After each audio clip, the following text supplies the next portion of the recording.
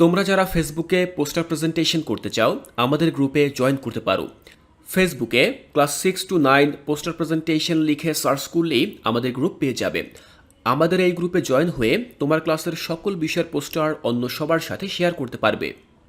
আসসালামু আলাইকুম নবম শ্রেণীর প্রিয় শিক্ষার্থীরা, আমি ইতিমধ্যেই তোমাদের সাথে তোমাদের অর্ধবার্ষিকী মূল্যায়নের জন্য বেশ কিছু সাবজেক্ট নিয়ে আলোচনা করেছি। আমি বুঝিয়ে দিয়েছি এই সকল সাবজেক্টে তোমাদের মূল্যায়নের জন্য কী কী প্রশ্ন থাকতে পারে। তো তারই ধারাবাহিকতায় আজকে আমি আলোচনা করব তোমাদের বাংলা বিষয়টি নিয়ে এবং তোমাদেরকে বুঝিয়ে দেওয়ার চেষ্টা করব এই বাংলা বিষয়টি থেকে কোন কোন প্রশ্নগুলো আসতে পারে, যে সকল প্রশ্নের উপরে তোমাদের প্রস্তুতি নেওয়া প্রয়োজন। তো চলো আজকে আমরা দেখে নিচ্ছি বাংলা বিষয়ে কী কী সাজেশনমূলক প্রশ্ন থাকতে পারে।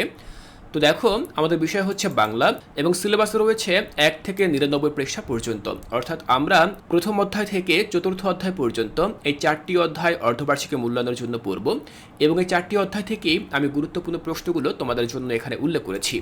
দেখো, আমাদের প্রথম অধ্যায় হচ্ছে বিভিন্ন মাধ্যমে যোগাযোগ করি। তবে এই অধ্যায়ে যেসব একক কাজ থাকতে পারে সেগুলোর নমুনা তোমরা এখানে দেখতে পাচ্ছ। প্রথম প্রশ্ন, যোগাযোগের বিভিন্ন মাধ্যমের নাম উল্লেখ করো। আমরা যোগাযোগের বিভিন্ন মাধ্যম সম্পর্কে জেনেছি, যেমন প্রত্যক্ষ মাধ্যম, মৌখিক মাধ্যম, লিখিত মাধ্যম। তো এগুলো তোমরা উল্লেখ করবে। এরপর বলা রয়েছে 2 নম্বরে, মৌখিক যোগাযোগ কিভাবে হয় উদাহরণ সহ উল্লেখ করো। 3, প্রত্যক্ষ যোগাযোগের উপকরণ কী কী। 4, আমরা লিখিত যোগাযোগ কিভাবে করে থাকি উদাহরণ সহ উল্লেখ করো। 5, যোগাযোগের মাধ্যম অনুযায়ী উপকরণগুলো কী কী। 6, মৌখিক যোগাযোগের ক্ষেত্রে কোন উপকরণগুলো ব্যবহৃত হয়। 7, লিখিত যোগাযোগের ক্ষেত্রে কোন উপকরণগুলো ব্যবহৃত হয়। 8, মৌখিক যোগাযোগের ক্ষেত্রে কোন উপকরণগুলো ব্যবহৃত হয়। দেখো, এরপরে 9 নম্বর বলা রয়েছে, মনে করো তুমি গতকাল স্কুলে যাওনি। গতকাল ক্লাসে কি অ্যাসাইনমেন্ট দেওয়া হয়েছে তা জানার জন্য শ্রেণীর শিক্ষকের সাথে কিভাবে যোগাযোগ করবে উদাহরণ সহ আলোচনা করো। তো এই যে কাজগুলো রয়েছে, তোমরা একক কাজ হিসেবে এই কাজগুলো খুব ভালোভাবে প্রস্তুতি নিতে পারো। এই কাজগুলোর উপরে খুব ভালো প্রস্তুতি নিতে পারো, কারণ এগুলো কিন্তু পরীক্ষায় আসার সম্ভাবনা অনেক বেশি। তো আমরা একক কাজ দেখলাম প্রথম অধ্যায় থেকে। এবার আমরা দলগত কাজ দেখব।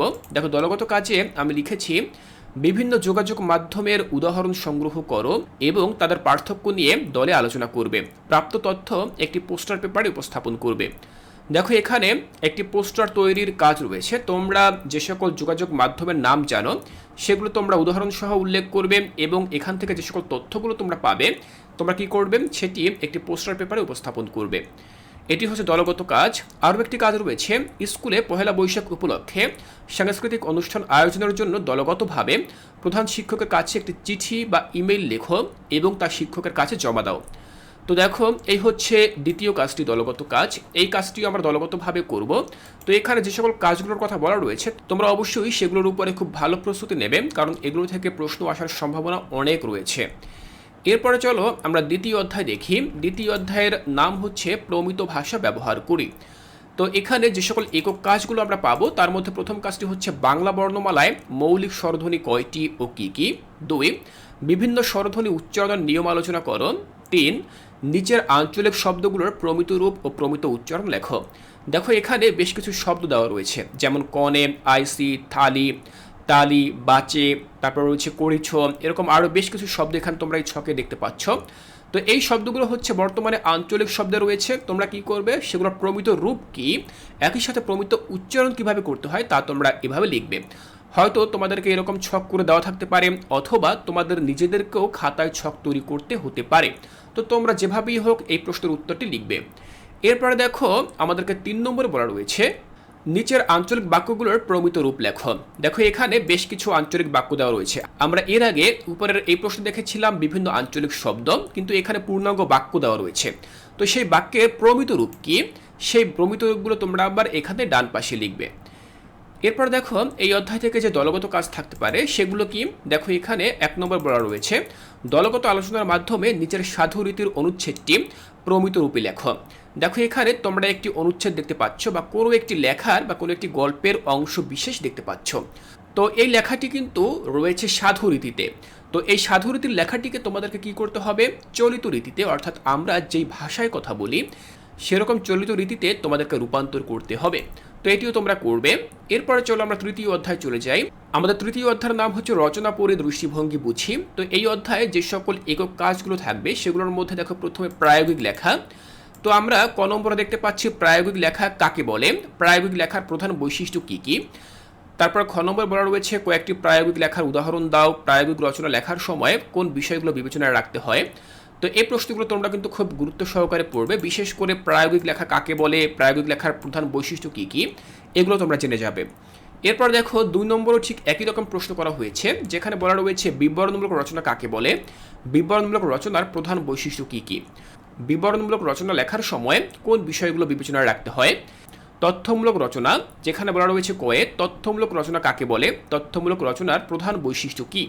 এরপর ক্ষয় জানতে চাওয়া হয়েছে একটি তথ্যমূলক রচনা লেখার ধাপগুলো কী কী, তথ্য সংগ্রহের জন্য কোন কোন উৎস ব্যবহার করা যেতে পারে। এই প্রশ্নগুলোর উত্তর তোমরা খুব ভালোভাবে পড়বে।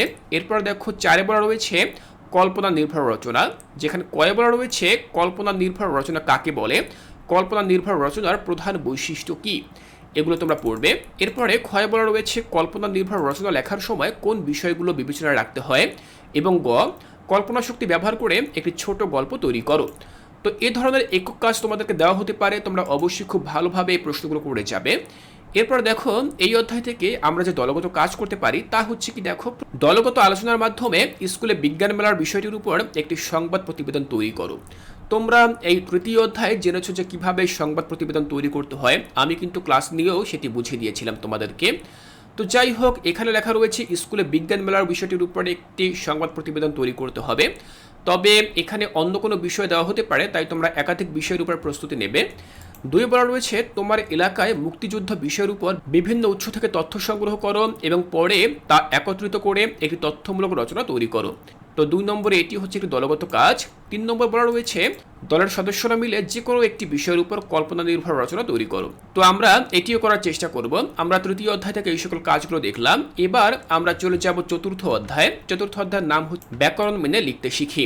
তো চতুর্থ অধ্যায় কিন্তু খুবই গুরুত্বপূর্ণ একটি অধ্যায়, কারণ এই অধ্যায়ে আমরা কিন্তু ব্যাকরণ সম্পর্কে জেনেছিলাম, তাই এই অধ্যায়ে বেশ কঠিন বা জটিল প্রশ্ন থাকতে পারে, তাই অবশ্যই চতুর্থ অধ্যায়ের উপরে খুব ভালো প্রস্তুতি নিতে হবে।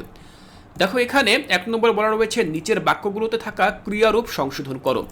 এখানে তোমরা ক থেকে উ পর্যন্ত 5টি আলাদা আলাদা বাক্য দেখতে পাচ্ছ। এই বাক্যে কিছু ক্রিয়ারূপ দেওয়া রয়েছে, যে ক্রিয়ারূপগুলো ভুলভাবে লেখা রয়েছে, তোমাদেরকে কি করতে হবে, সেই ভুলকে সংশোধন করতে হবে। 2 নম্বর বলা রয়েছে নিচের বাক্যগুলোতে যোজক যুক্ত করো। দেখো আমরা যোজক পড়েছিলাম, তো এখানে ক থেকে উ পর্যন্ত 5টি বাক্য দেওয়া রয়েছে। এখানে প্রতিটি বাক্যে আবার 2টি করে অংশ রয়েছে। এই বাক্যগুলোর মধ্যে তোমরা যোজক যুক্ত করে 2টি বাক্যকে একটি বাক্যে রূপান্তর করবে। এরপর দেখো আমরা যদি পরবর্তী পৃষ্ঠায় যাই, সেখানে আমরা দেখতে পাই 3 নম্বরে লেখা রয়েছে নিচের অনুচ্ছেদ থেকে শব্দের লগ্নক খুঁজে বের করো, কোনটি কোন ধরনের লগ্নক তা নির্ণয় করো। তোমরা এখানে একটি অনুচ্ছেদ দেখতে পাচ্ছ। এই অনুচ্ছেদে মূলত আমরা লগ্নক খুঁজব, বিভিন্ন প্রকার লগ্নক রয়েছে, সেগুলো আমরা আবার শনাক্ত করব যে কোনটি কোন ধরনের লগ্নক। তোমরা যদি তোমাদের মূল বইতে এই অংশটুকু পড়ো, তাহলে কিন্তু তোমরা এটি খুব ভালোভাবে নির্বাচন করতে পারবে। যাই হোক, 4 নম্বর বলা রয়েছে নিচের বাক্যগুলো থেকে উদ্দেশ্যের প্রসারক, বিধেয় ও বিধেয়ের প্রসারক খুঁজে বের করো। তোমরা এখানে ক থেকে উ পর্যন্ত 5টি বাক্য দেখতে পাচ্ছ। এই বাক্য থেকে তোমরা উদ্দেশ্য কোথায় রয়েছে, বিধেয় কোথায় রয়েছে, একই সাথে উদ্দেশ্য এবং বিধেয়ের প্রসারক যেগুলো রয়েছে সেগুলো শনাক্ত করবে। 5 বলা রয়েছে নিচের শব্দগুলোর একটি করে প্রতিশব্দ লিখো। তো এখানে তোমরা বেশ কিছু শব্দ দেখতে পাচ্ছ। এখানে যে শব্দ দেখতে পাচ্ছ তার বাইরে আরও শব্দ দেওয়া হতে পারে। তো এই সকল শব্দের প্রতিশব্দ কি সেগুলো তোমরা লিখবে। প্রতিশব্দ বলতে বোঝানো হয় সমর্থক শব্দ, তো তোমরা সমর্থক শব্দগুলো শিখে যাবে। এরপর দেখো 6 বলা রয়েছে নিচের অনুচ্ছেদটি প্রতিশব্দ বসিয়ে পুনরায় লেখো। দেখো এখানে তোমরা একটি অনুচ্ছেদ দেখতে পাচ্ছ।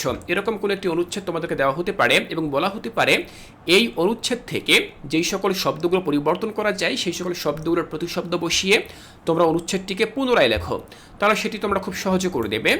নিচের পদ্যাংশকে গদ্যে রূপান্তর করো। তোমরা এখানে দেখতে পাচ্ছ কবিতার একটি অংশ রয়েছে। মূলত এই কবিতাটুকু আমি নিয়েছি তোমাদের মূল বই থেকে, কান্ডারি হুঁশিয়ার কবি কাজী নজরুল ইসলামের লেখা সেই কবিতা থেকে। তো এরকম কবিতার একটি অংশ দেওয়া হতে পারে এবং বলা হতে পারে যে এই কবিতার অংশকে তোমরা পদ্যে রূপান্তর করো, অর্থাৎ সাধারণ লেখায় তোমরা তৈরি করো। তো আমি যে এই কবিতাটি দিয়েছি বা এই অংশটুকু দিয়েছি এটি যে আসবে বিষয়টা কিন্তু এমন না। এখানে কিন্তু অন্য কোনো কবিতার অংশ দেওয়া হতে পারে, বলা হতে পারে যে কোনো কবিতা, সেটি দিয়ে বলা হতে পারে যে এই কবিতাটিকে তোমরা গদ্যে রূপান্তর করো, তখন তোমরা সেই অনুযায়ী কাজ করবে। তো যাই হোক শিক্ষার্থীরা, আমি আজকের এই ক্লাসে তোমাদেরকে বুঝিয়ে দিলাম যে তোমাদের অর্ধবার্ষিকী মূল্যায়নে বাংলা বিষয় থেকে যে সিলেবাস রয়েছে সেই সিলেবাসে কোন কোন প্রশ্নগুলো আসতে পারে, যে সকল প্রশ্নগুলো আসার উপযোগী সেই সকল গুরুত্বপূর্ণ প্রশ্নগুলো নিয়েই আজকে আলোচনা করেছি এবং এই সকল প্রশ্নগুলোর উপরে তোমরা খুব ভালো প্রস্তুতি নিয়ে তারপরে পরীক্ষা দিতে যাবে। শিক্ষার্থীরা, এর পরবর্তী ক্লাসে আমি তোমাদের নবম শ্রেণীর অন্য কোনো বিষয় নিয়ে আলোচনা করব এবং সেই বিষয়ে কোন কোন প্রশ্নগুলো আসতে পারে সেই প্রশ্নগুলো আমি তোমাদেরকে বুঝিয়ে দেব। তাই শিক্ষার্থীরা, কোর্সটিকায় এর পরবর্তী ক্লাসগুলো দেখার আমন্ত্রণ জানিয়ে আজকের এই ক্লাসটি এখানেই শেষ করছি।